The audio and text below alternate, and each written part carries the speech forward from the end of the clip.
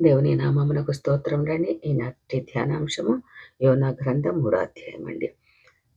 2వ పర్యాయము దేవుడు యోనాకు ప్రత్యక్షమై నినేవే మహాపురమునకు పోయి నేను నీకు తెలియచేయు సమాచారము దానికి ప్రకటించుమని 1వ వచనము 2వ వచనంలో మనకి బాధ్యత యోనాకు అప్పగించాడండి. మొదటిసారి బాధ్యత అప్పగించినప్పుడు యోనా దేవునిని మోసగించి పారిపోయాడు కదండి. ఓడ ఎక్కాడు కదా. అయినను దేవుడు మరొక అవకాశం కల్పించుచున్నాడు. దేవుని పనిలో పాలిభాగస్థులగుటకు యోనా మరొక అవకాశము ఇవ్వబడింది. గత తప్పిదములను దృష్టిలో ఉంచుకొని ఆయన ఎవరిని తృణీకరించడండి. దేవుని సేవకు మరొక అవకాశము ఇవ్వగలడు. యోనా చేయవలసిన పని దేవుడు తనకు తెలియచేయనది నినేవే వారికి ప్రకటించడమే కదా. 3వ అధ్యాయం 2వ వచనం ప్రకారము ప్రపంచంలో శక్తివంతమైన పట్టణము నాశనము కాబోచున్నదని ప్రకటించాలి. ఇట్టి సందేశము తీసుకొని వెళ్ళే వారికి గాని వినేవారికి గాని ఇష్టం ఉండదండి. అయినను దేవుడు చెప్పమన్న దానిని చెప్పడమే దైవ సేవకుని లేదా పంపబడిన వాని పని బాధ్యత కూడా కదండి. యోనా దేవుని ఆజ్ఞకు విధేయుడే ఇంకా తప్పించుకొని పారిపోవటకు వీలు లేక నినేవే పట్టణమునకు వెళ్ళాడండి. అది దేవుని దృష్టికి గొప్ప పట్టణము. 3 దినముల ప్రయాణమంత పరిమాణము గల పెద్ద పట్టణం అది. 3వ వచనం అండి. 3వ అధ్యాయం 3వ వచనం. పారంపర్యమును బట్టి ఈ పట్టణపు గోడలు సుమారు 8 మైళ్ళు వ్యాసార్థము కలిగి ఉన్నదని, అందు సుమారు 1,75,000 మంది ప్రజలు నివసించుటకు వీలున్నదని తెలియచేయుచున్నదండి. యోనా ప్రకటించిన సందేశము ఇక 40 దినములకు నినేవే పట్టణం నాశనమగునని 3వ అధ్యాయము 4వ వచనంలో ప్రకటన చేశాడండి. 1 దినమంత ప్రయాణం చేసి తాను వెళ్ళిన చోట్లెల్లా ఈ చిన్న సందేశమును ప్రకటించాడండి.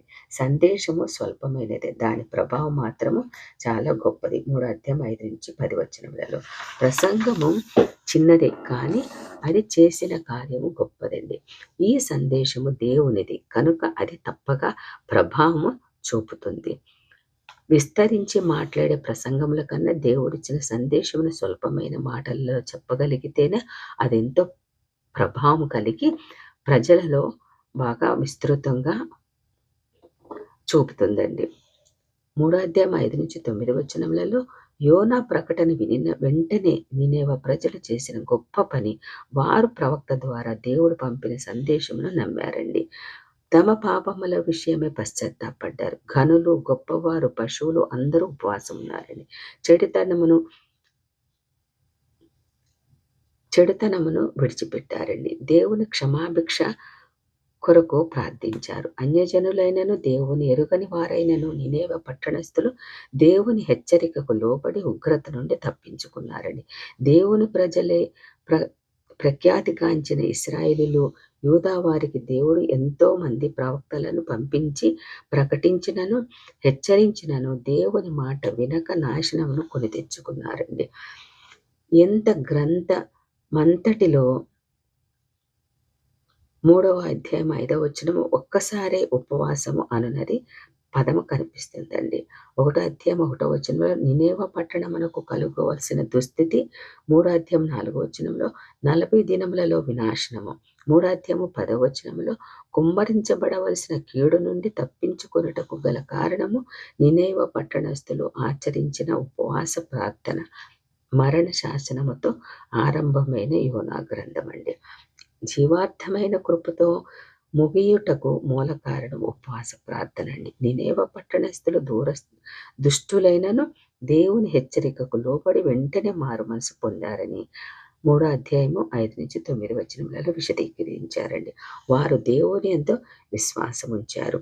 ఘనులేమి అల్పులేమి అందరూ గోనెపట్ట కట్టుకున్నారండి.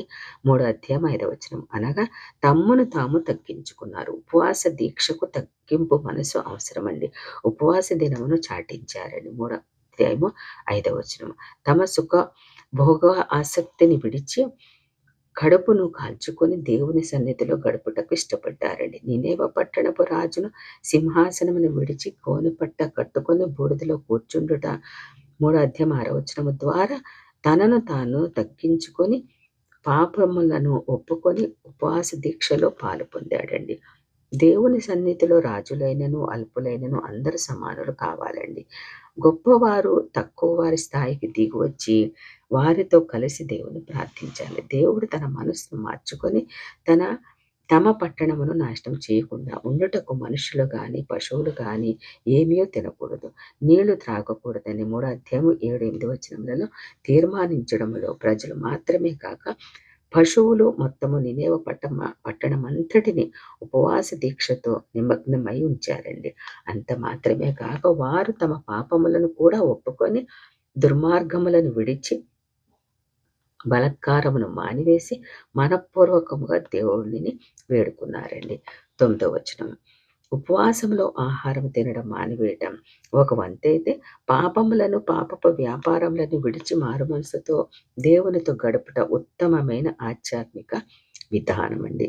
అన్యజనులైనను అశూరియులు దేవుని సన్నిధిలో నిజమైన పశ్చాత్తాపంతో ఉపవాసం ఉండి తమ పట్టణమును కాపాడుకున్నారండి. 3వ అధ్యాయం 10వ వచనం ప్రకారము అన్యులైన నినేవె పట్టణస్థుల పైన దేవుని మాటలు ఎంత ప్రభావం చూపినవి. నినేవె వారు ఒకేసారి హెచ్చరిక విని దేవుని యందు విశ్వాసముంచి రక్షణ పొందితే, దేవుని ప్రజలకు ఎన్నిసార్లు సందేశం పంపినను వినకపోవడం ఎంత దురదృష్టకరం కదా. అందుకే యేసు ప్రభువు నినేవె వారిని ప్రశంసించి ఇశ్రాయేలు వారిని ఖండించారని మత్తయి సువార్త 12వ అధ్యాయం 39 నుంచి 41 వచనంలో కనిపిస్తుందండి. పశ్చాత్తాపము, మారు మనసుతో కూడిన నినేవె పట్టణస్థుల ఉపవాస ప్రార్థనకు దేవుడు జవాబిచ్చాడండి. తన కోపమును చల్లార్చుకున్నాడు. చేయి తలచిపెట్టిన కీడును చేయకుండా మానివేశాడండి. దేవుని ప్రేమలో దయ, జాలి దాగి ఉన్నాయి. ఎవరు నశించుట ఆయనకి ఇష్టం లేదు. అన్యులైనను దేవుని ఎరిగిన వారైనను అందరూ రక్షింపవలనని ఆయన కోరుచున్నాడండి. దేవుడు 3 అధ్యాయములో దేవుని క్షమాగుణము, దేవుని యొక్క ప్రేమ అన్యులైనప్పటికీ యోనాకు బట్టివి కూడా ఎంతో క్షమాగుణము కలిగి ప్రేమించి మరొక అవకాశము ఇచ్చి వారిని రక్షించడానికి దేవుడు వారిని పిలుస్తూ ఉన్నాడండి. రేపటి దినమున 4వ అధ్యాయములో దేవుడు ఇంకా కొన్ని ఆధ్యాత్మికమైన మాటలు నేర్పించును గాక. ఆమేన్.